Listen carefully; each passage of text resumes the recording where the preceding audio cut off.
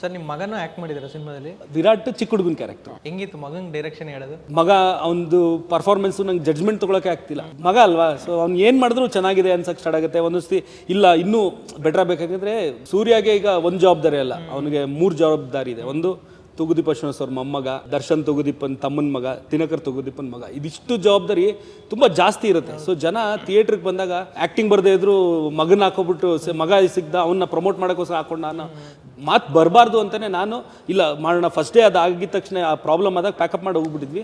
But ಬೆಳಗ್ಗೆ ನನಗೆ Jayanna phone ಮಾಡಿದ್ರು, ನನ್ನ ಸೆಂಟಿಮೆಂಟು ಫಸ್ಟ್ ಟೈಮ್ ನಿಮ್ಮ ಮಗನ ಆ್ಯಕ್ಟ್ ಮಾಡಿಸ್ತಾ ಇದ್ದೆ, ನಾನು ಮಾಡಲೇಬೇಕು. ತೂಗುದೀಪ ಶ್ರೀನಿವಾಸ್ ಅವರು, ದರ್ಶನ್ ಅವರು ನೆಕ್ಸ್ಟ್ ಜನ್ರೇಷನ್ ಇವನು, ಸೊ ಇವನೇ ಇರಬೇಕು. ಹೆಂಗಾರು ಸರಿ ಇನ್ನೊಂಚೂರು ಅವ್ನಿಗೆ ಒಂಚೂರು ಪ್ರಿಪೇರ್ ಮಾಡಿಸಿ ಅದಾದಮೇಲೆ ಅವ್ನ ಕೈಲೇ ಆ್ಯಕ್ಟ್ ಮಾಡಿಸು. ಬೇಕಾದ್ರೆ ಶೆಡ್ಯೂಲ್ ಸಿನಿಮಾ ಶೂಟಿಂಗ್ ಲಾಸ್ಟಲ್ಲಿ ಬೇಕಾದ್ರೆ ಹಾಕೋ, ಬಟ್ ಅವ್ನ ಕೈಲೇ ಮಾಡಿಸ್ಬೇಕು ಅಂತ. ಬಟ್ ಆಮೇಲೆ ಸ್ವಲ್ಪ ಅವ್ನಿಗೊಂಚೂರು ಪ್ರಿಪೇರ್ ಎಲ್ಲ ಮಾಡಿಸಿ ನೆಕ್ಸ್ಟ್ 2 ಶೆಡ್ಯೂಲ್ ಆದಮೇಲೆ ಮಾಡಿಸಿದಾಗ ಸೂಪರಾಗಿ ಮಾಡ್ದೆ. ತುಂಬ ಖುಷಿ ಆಯಿತು. ಅವನೇನು ನನಗೆ ಎಕ್ಸ್ಪೆಕ್ಟ್ ಮಾಡಿದೆ ಅದನ್ನು ಕೊಟ್ಟಿದ್ದಾನೆ. ಸೊ ತೃಪ್ತಿ ಇದೆ.